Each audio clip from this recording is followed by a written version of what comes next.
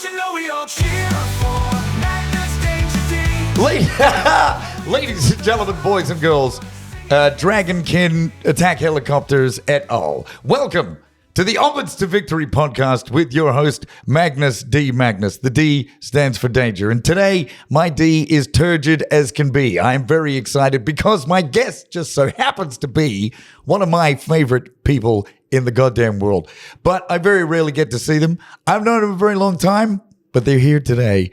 And boy, oh boy, beautiful folks, listeners, viewers, everybody, prepare yourself for a goddamn oncoming tsunami of charisma and hair. That is my friend, Mr. Logy Logan. Holy shit, what the fuck? Hey! Surprise! Hello, you're It was here me. right It was now. me the whole time. Look, you've been sitting in this chair to my left ever since we began doing this thing. Hi, Logy, how are you? I am well. How are you? But it's the last week. We're here at Edinburgh Fringe, if anyone's not aware. Yeah, Logy's been doing a bunch of stage shows, and you've been doing street for the last 2 weeks.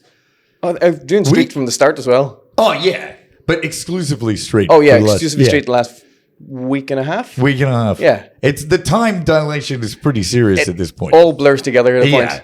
Now, Logy, I'm a big fan of yours. I think you're fantastic. I would love at this juncture, Logy, why don't you let us all know, let my listeners and viewers know why any of them should give a flying fuck as to who the fuck you are. What? Tell them. Tell the people how fucking great you are. I'm dubious about how great I am. What? I like to think I'm adequate. I'm like, a decent height, a fine build, a gentle lover. I feel like, Oh yeah, can confirm. Let's get okay. I'm gonna tease this shit out of you. Where are you from? So I am from Northern Ireland. There's a Northern Ireland. Okay, yeah. Based in Limavady, Northern Ireland. Northern Ireland's best kept medium-sized town, 1998 and 2002.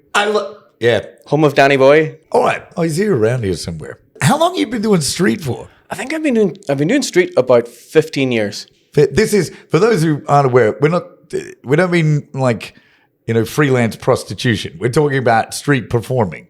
Wait, I forgot your answer already. How long have you been doing it? 15 years. Holy mackerel! Jeez Louise. What? And how many countries have you gone to? Because I've seen your Instagram. You exciting man. I was talking to someone earlier about this. I was trying to work it out. I think it's possibly 49 countries. But I keep getting either reminded about stuff that it was like, oh, you were there as well. And I was like, oh, I forgot I went to that country. Or you were in this country. And I was like, oh, I forgot about that. Or I say that I'm somewhere and they're like, you've never been there. That doesn't exist. Is this sounds very similar to that when you try and like write down all the people you've had sex with. And it's mostly just different drawings of yourself. Yeah. And it's like, oh, no, But you that's do it in masturbating. drawings. Yeah. I'm a visual learner. Yeah, I just draw portraits of all the people I vaguely remember. Oh, yeah. Just their genitals. Just going to like do a sketch. Genitals and feet. Yes. I can tell by the feet. In the same way, like dentists and stuff, they use medical records for teeth. Oh, yeah. I can tell by the toes who I've been with. All right. Yeah. There's this, you've reminded me of this very weird thing. I don't know if I brought this up in a previous podcast yet, but I'm getting like naked for strangers, every night.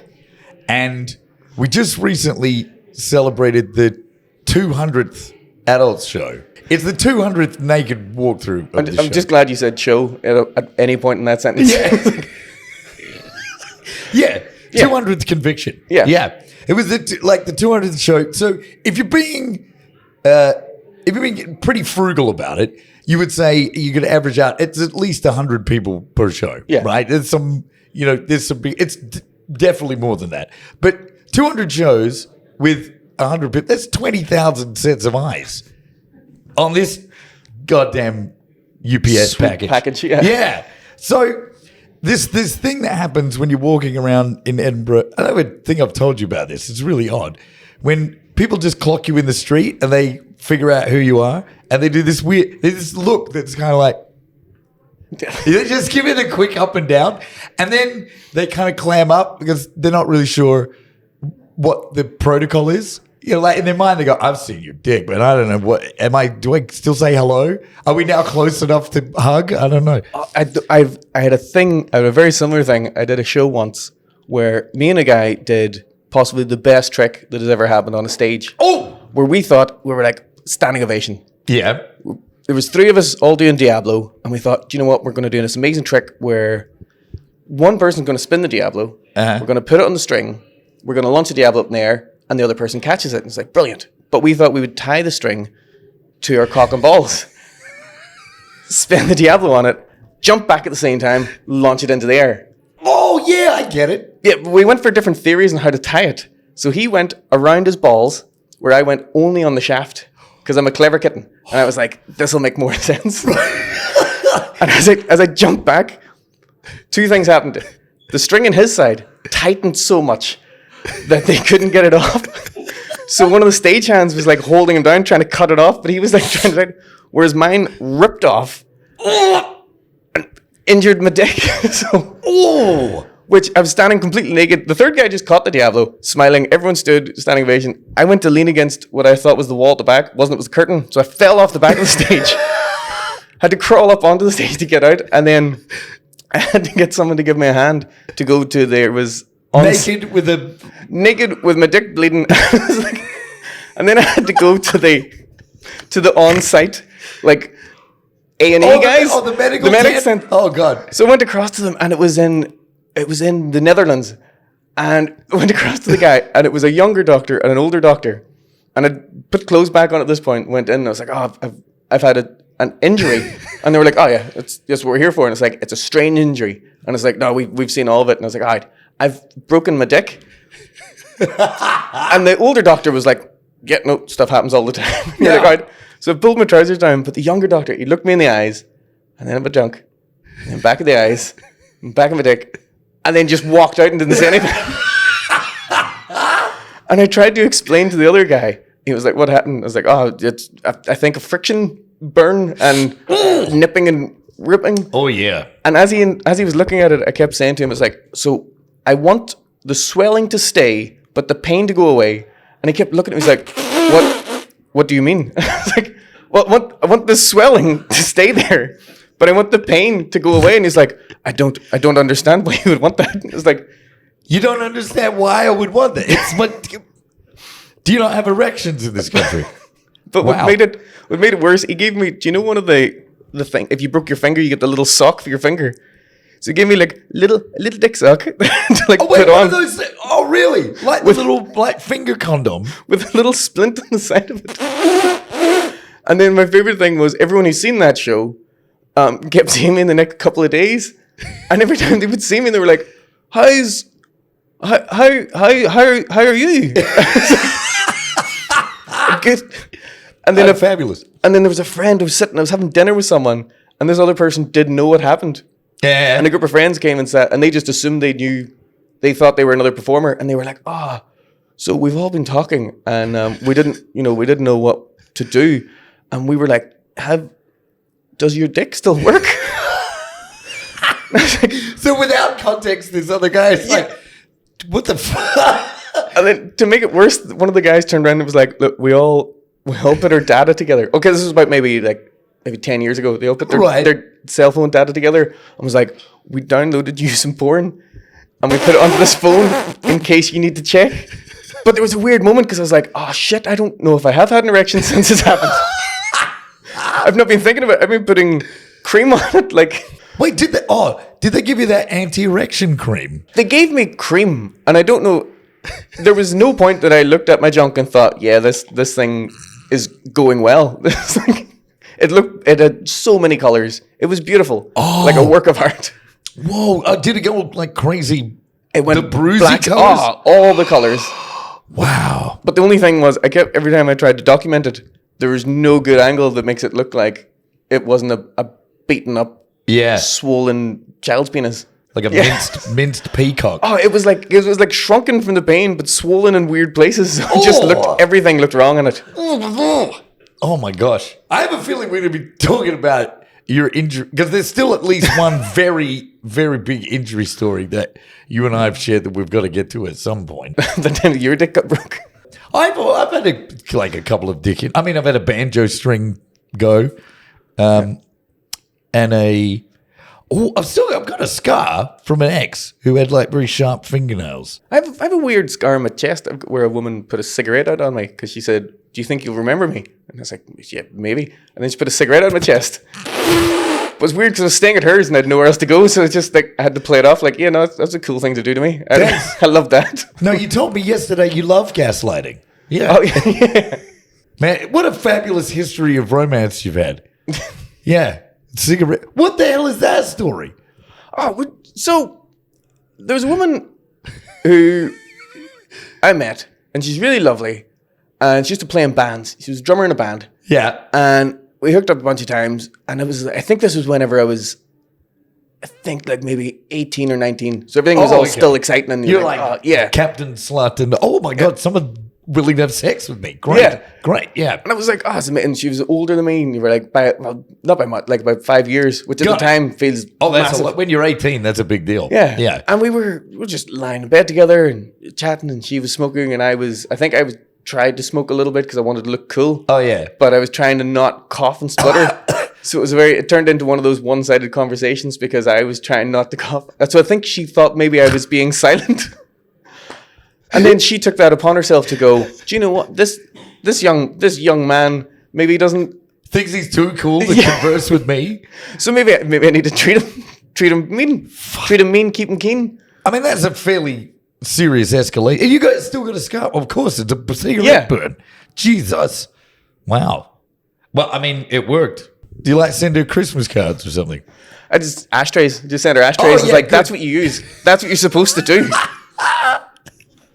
You just send her like ashtrays with you in them. Yeah, just little cutouts. Yeah, we're like wearing a Christmas hat. We'll get some of the do a photo shoot of you doing one of those really dorky Christmas in a sweater. Oh no, it can't be a sweater. You have to have your chest exposed. Yeah. Just written across my face. Just hey, thinking of you. Hey, oh man, the injury story that I want to bring up. I just maybe this is hubris, but I'm just assuming that it's amongst the biggest injuries. I think it's definitely up there because I think the fallout from it as well made it worse. How long ago was it now? It was at the very, very start of lockdown. Yeah. Because whenever I went into hospital, the world hadn't shut down yet. That's and when it came out, it had. The world had, oh my God. It was like a 28 days later scenario. Okay, I want to set this up now because there's a preamble to this that I think is pretty amusing. So you and I were sharing an Airbnb in Adelaide, right? And, both of us, we're both very busy. Yeah. We're busy men. Stuff who to are do. men. Yeah. We're, doing a bunch of man stuff, manning it up. Cutting wood. Yeah. Shaping. Spitting on the ground. Yeah. Yeah. Complaining about women. Yes. Oh, yeah, of course. Telling, 50s style jokes about our wives. Yeah. But we did have room for a third to stay there. Oh, yeah.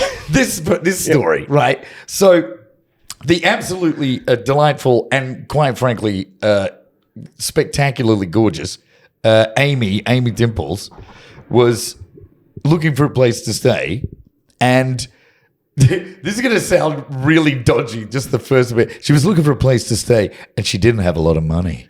This sounds really good. I also remember that conversation with her as well, and it was like, it just felt dirty when she mentioned she was like, so dirty. Yeah. She's like, I don't have a lot of money and stuff, but I can cook and clean. Yeah. Not unlike a maid. Yeah. You were like, that was her words. Yeah. Yeah. And she's like, I need some place to stay. I like you guys. And I can't pay my way, but I'll be your maid for the month.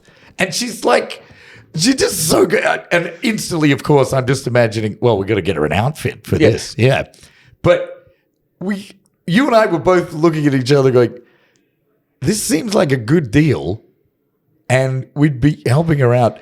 Can we do this without seeming like complete pieces of shit? Yeah. But she was like, yeah, absolutely.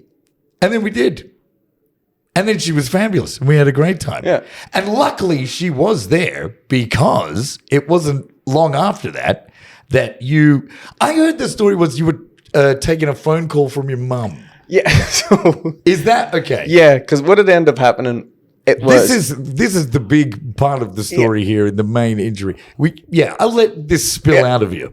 So my favorite thing about the story is every time someone asks me about it, everyone's heard something slightly different. Yeah. And it was like, my favorite is someone's like, oh, I heard you fell off a bike.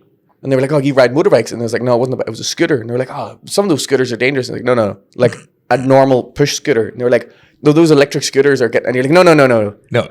A child's push scooter, no engine, no motor, just a normal child's push scooter.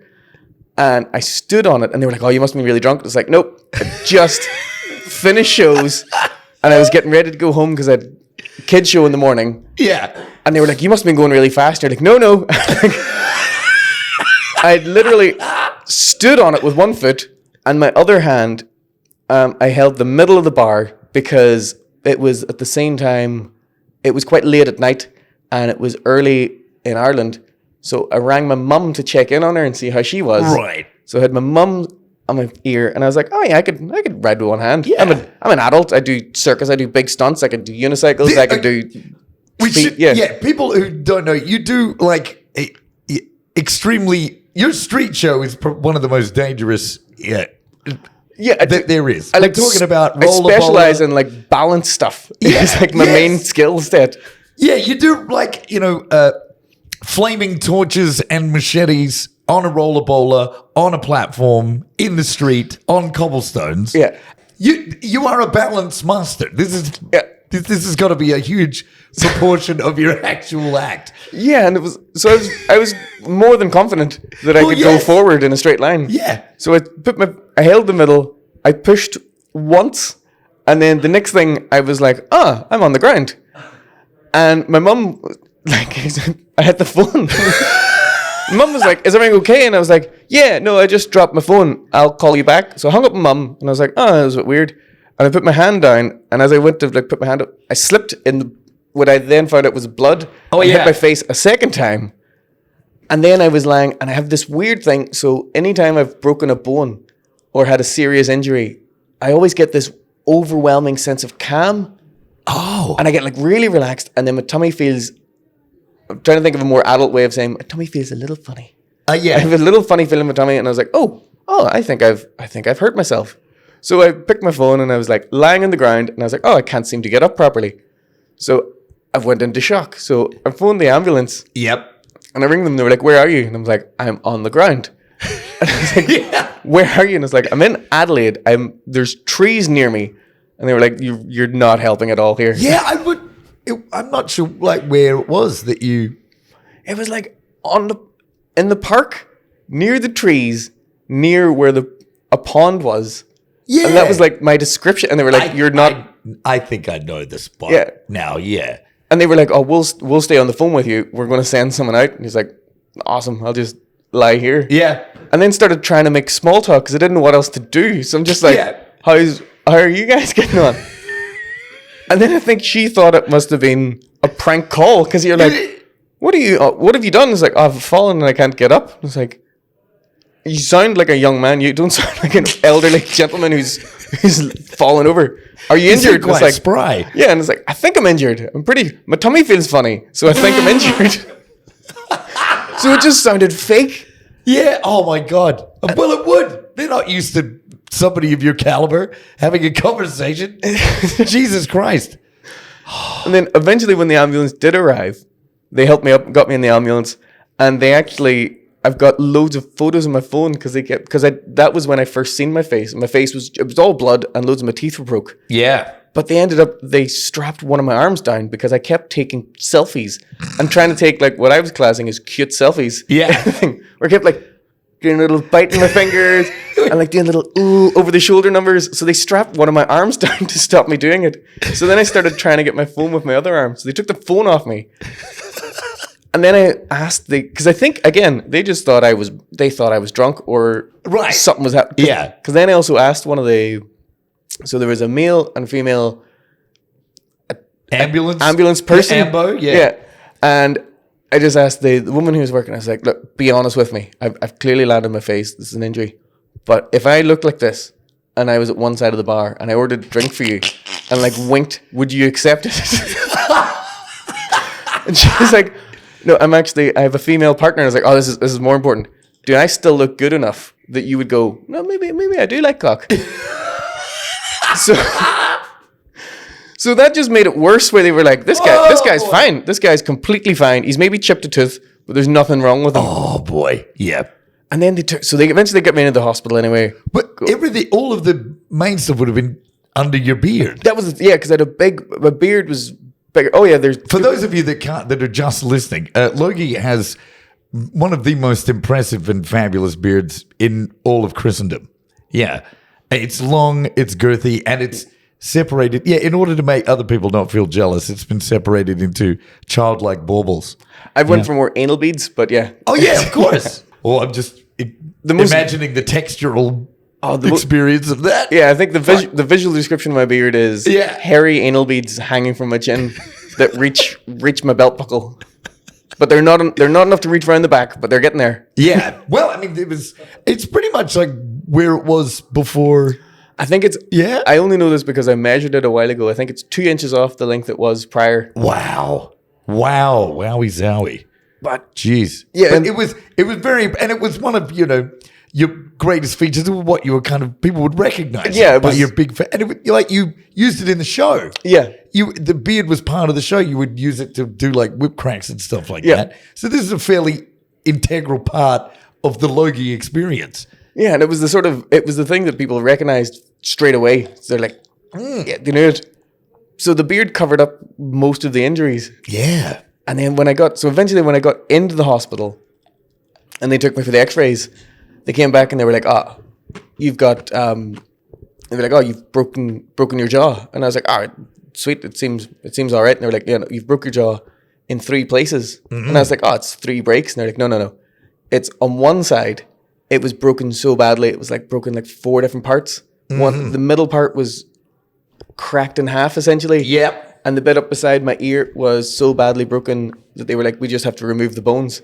Yeah. But at the time I was like, they were like, you're going to have to shave your beard. It's going to be a massive operation. And I was so convinced that it was fine that they came into the examination, then they left, then I got up.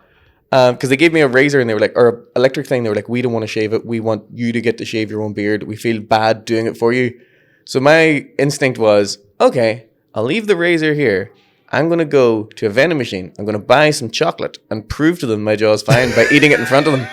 So it was like, so I started like walking down and they were Knowing what I know now, that is insane. Your shock response is amazing. It's genuinely ridiculous. Yeah. It happens so often, it's scary. Jeez Louise. Oh, okay, so next, this is, man, I cannot believe, I don't want to interrupt you at all to get kicked off. This is beautiful. One of the nurses found me trying to buy chocolate. It was like, one of the ones that had just told you to shave your beard, there's going to be an extensive operation. What are you doing in a gown in front of the fucking venue? Where's your money? But at this stage, did you have money on you? I had a handful of cash from doing street shows. That's right. Because they pick you up your backpack and you had the street show stuff with you. Yeah, right. I read this is important for later on. Yeah, we're going to set the tone. Okay, yeah. Oh fuck. Yes, I remember. But then, so they eventually caught me and they took me away and they stood and guarded the outside of the bathroom when I had to shave my beard. Oh my god, I didn't know this. Oh fuck. So okay. I did set up a camera and filmed shaving my beard off. Oh. And when I shaved it off, the moment I took it off, the realization hit me. It was like, my face is not the right shape at all. Yeah. And that's when I realized it's like I fucked up. My face resembled a little bit. Have you ever seen The Goonies? Oh, yeah. You mean Sloth? Yeah. It had that kind of shape to my face. Oh, wow. Yeah, because it would just swollen up. Yeah, it was crazy. All wrong. Yeah. And then I was... Baby Ruth. Yeah. Oh, wow. But then once I came back and and a couple of people came in to see me and check in on me. And then one of the doctors came in and were like, you're in luck. In a weird way, it was like, am I? There's nothing going well here. But they were like, no, we found out that actually the top facial reconstructive surgeons in Australia and America are coming over to Adelaide for a talk tomorrow, and we've sent your stuff to them, and they want to do your operation. You just have to wait. I think it was like 12 or 14 hours. So they just end up just morphing, giving me tons of painkillers, tons of stuff. I don't really remember the gap between it. Oh yeah, the painkillers came in a major way.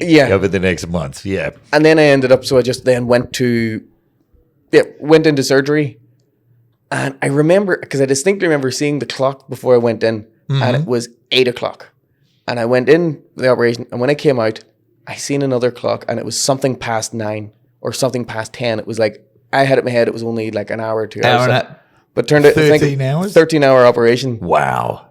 And so I've got a metal plate that runs all the way down one side of my face. I've got bits of my jaw missing on the other side. And I was also deaf in one ear. They told me that the bones had broken in a way that has like damaged my ear canal. So the hammer and stirrup setup is not going to work. They were saying it was like the eardrum is destroyed and stuff. And I was like, okay. Wow. So after that, I was in the hospital.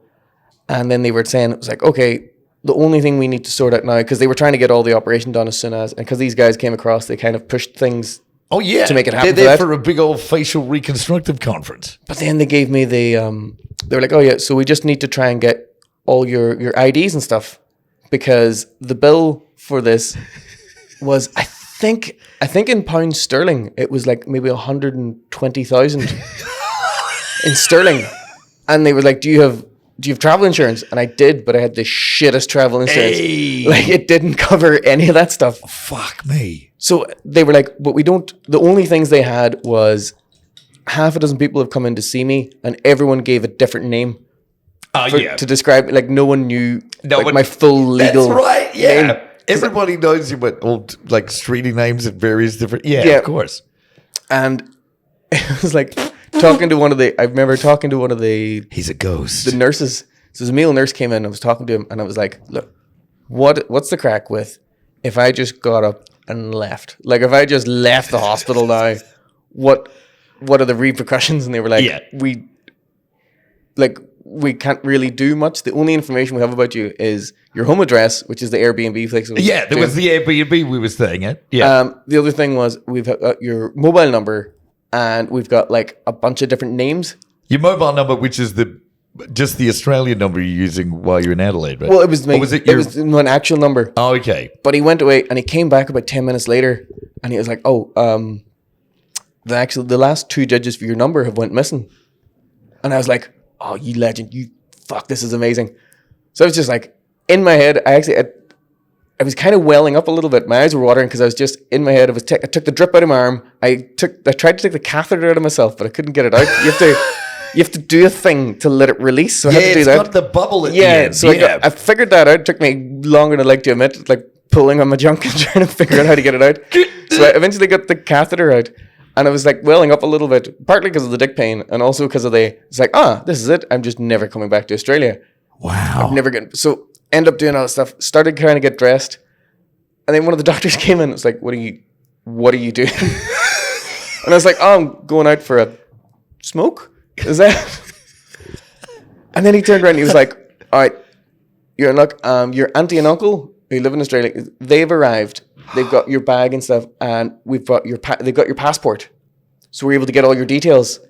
And that moment, I was like, "Oh fuck, this is it. I'm snookered. I'm never going to pay this." Yeah. And then he said, "You're in luck because I travelled on because Northern Ireland is part of the UK, right? So my Northern Irish passport is classed as a British passport. Then I also have a Irish passport, which is EU. Yeah. Because I travelled on the British passport, they were like, "You're under the Commonwealth. Everything's covered. Oh! NHS covered all of it." Oh my God, fabulous. That point is when that was the point when the first time I cried. I just started crying, and I was like, "This is amazing. This is real. Can I stay an extra night?" Wow. And they were like, "What?" And it's like, "Yeah, can I stay one more night in the hospital?" And you put the catheter back in. No, you were so happy. They didn't look at it, and they were like, "What the fuck have you done?"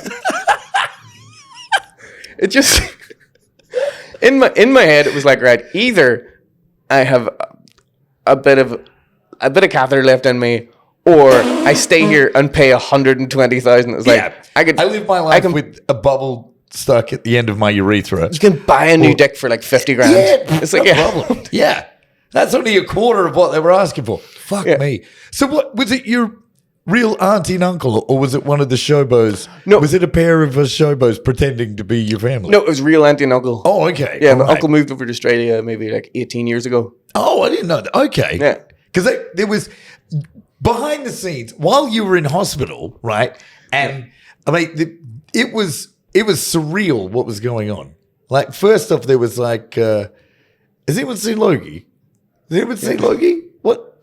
I don't know. What is he okay? Where is he? And then Wolfie, Luth, was like, because she's so well organized. This is another friend. She's a street performer. Gets around. She knows what she's doing.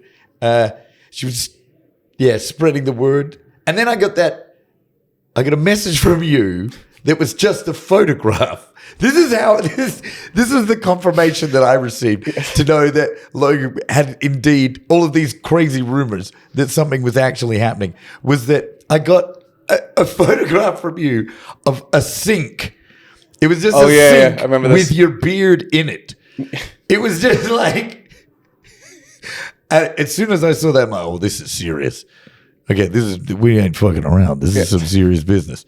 From then on, I mean, I don't know how much of that is a blur, but yeah, you were, because now we had a maid. Oh, yeah. Yes, it was fantastic. It was so very lucky that we had a maid that could, I didn't hear about any of this $200,000. Oh, yeah. Fuck. And I also, this whole time, I thought it was an electric scooter. It was actually one of those little. It was like a normal. One of those ankle bashers. Yeah. Because I also remember the weirdest thing, it was Abby. Mm-hmm. Abby came and picked me up from the hospital. Yeah. And brought me back. But the weirdest part of the whole thing was when I went into hospital, there was talk of COVID. But while I was in hospital, I think I was in for, it might have been maybe 8 days. Maybe less, maybe more. I can't remember. But this was one of the weirdest times ever. Yeah. Yeah, because then I got picked up, and as we were driving down the road, I remember looking out the window and asking, "Is it a bank holiday or something?" Because all the shops were closed, and they were like, "Oh no, everything's shut down." Yeah. It's like loads of shows have been cancelled. It was amazing. That was the really weird part when Adelaide Fringe started that year. It was all business as usual, and then it was about a weekend. People started to say, "Oh, hey, there's this COVID thing," and we're in Fringe land. Like, the real world doesn't exist when you're doing a Fringe. It's like, the real world does their thing, and we're doing our thing. But there was, folks will come around and go, "Oh, hey, wash your hands a whole bunch." Like, what? I wash my hands. What are you suggesting? You think I'm filthy? Yeah, I'm going to wash my hands, sure. They're like, no, you don't know. This is going to be serious. I'm like, but then the crowds just disappeared. We had sellout shows and nobody came. Yeah, it was nuts. Because even actually, I just remembered one of the weirdest shows. Because then I think it was like a couple of days after I got out, the Head First Acrobats, right? Tom and Cal, yes, put on a charity gig cabaret, right, to raise money for my teeth, to get new teeth and stuff. Yeah, but I remember being there, and it was the weirdest thing because my face was all swollen, my beard was gone, and the amount of times I was sitting near people. My favorite was AJ, who is one of the guys with the Head First Acrobats. He broke his ankle at the time, and he was sitting. Yes, I remember this. There was a point where I was sitting with them at the back of the tent. Yeah, and I loved people would like push me out of the way to talk to AJ and ask them how I was getting on. Nobody recognized me. No, yeah, everyone was like. It was such a weird thing. Like, you're not going to want to be out and about amongst a bunch of people with your face all fucked up. Like, hey, we're going to do a great big thing for Logan because his face is so fucked. Yeah. Hey, why don't you come along? Bring your fucked face. It'll be awesome. Yeah. And it was genuinely lovely that they were doing it. But I remember just sitting in the back being like, this is weird. This is weird. They're talking about me like I died. Yeah. Yeah. And the woman who was hosting it as well just would never mentioned what it was actually for, so loads of people thought I was dead. Yeah. Like, Because people who didn't know me or know anything about me were just like, oh shit, I've heard this guy's died. Yeah, I kind of knew him. He was nice. He was a Yeah. really nice guy. Yeah, I'll throw a couple of bucks. Wow, they really should have made that clear. Yeah, head first, guys. We do love you. But man, the devil's in the details, guys. Oh, to Don't be let fair- people think that people are dead. To be fair, I don't think it was them. I think it was the woman who was hosting. Just Oh yeah, never mentioned a lot of stuff. So loads of people were just like, oh sweet, there's a free show, and you just give a bit of money towards this dead guy. the giant picture of you with the floral wreath around it didn't really Yeah. help. Yeah, that mixed signals for that. I mean, without putting too fine of a point on it, I do remember when you came out of that, because you're a very handsome man. You know, you're quite a well-constructed young man, you know, with a beautiful, handsome face. And then, all of a sudden, you were, like one of the Goonies production design drawings, and your teeth were fucked. Oh my God, they were oh my God. I think one of the two horrible things about the after thing as well was, so my jaw was all wired shut. I couldn't eat properly.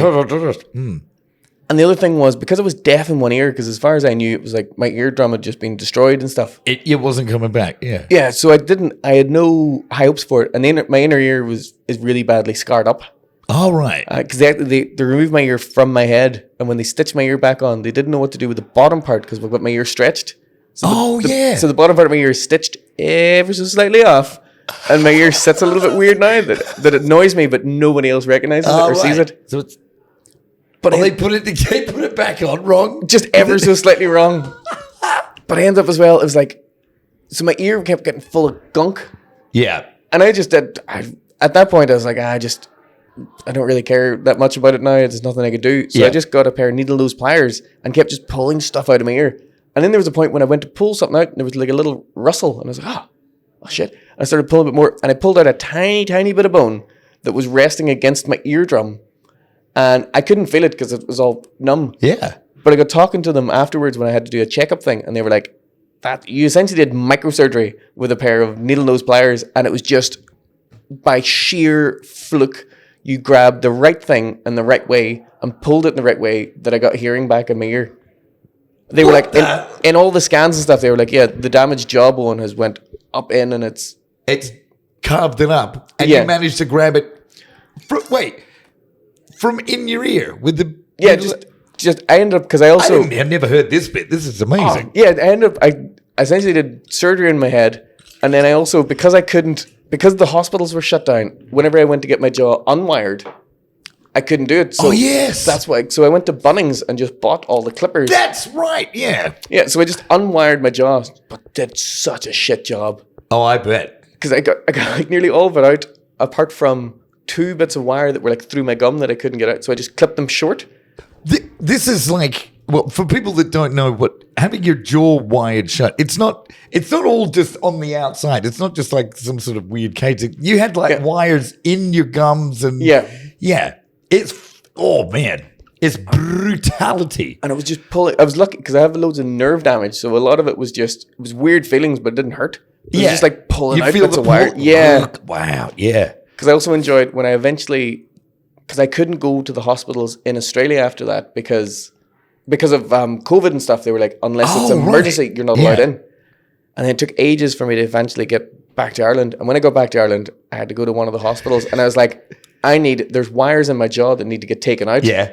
And they're like, no, there wouldn't be. And I was like, no, there is. And they're like, no, if they were undoing it, they'd have done it right. And you're like, no, apparently they didn't. So I had to get this doctor's finger and put it into my mouth and like run this finger around my mouth to like touch the bits. And he's like, oh, that's really badly done. He's like, fuck, those Australian doctors just don't know what they're at sometimes. You just throw the doctors under the bus. Oh, wow. You were a very sad panda. That was a very, we were all like, okay, all hands on deck. We got to look after Logie here. I have a vague memory of our maid, like, taking a steak and a cheeseburger and putting it in a blender. Because you could only eat through a straw, right? That was it. You were just eating through a straw. And you were like, I mean, you couldn't go out and do shows and you couldn't really talk. And those 2 things you're phenomenally good at. And so you were just kind of stuck not doing things and yet being in this little room healing with a face that was far less handsome than that to which you are accustomed. Yeah. And so we were like, okay, we're going to cheer this guy up with a steak. And I think you requested a steak and a cheeseburger. Yeah, I but think so. You could only have liquids.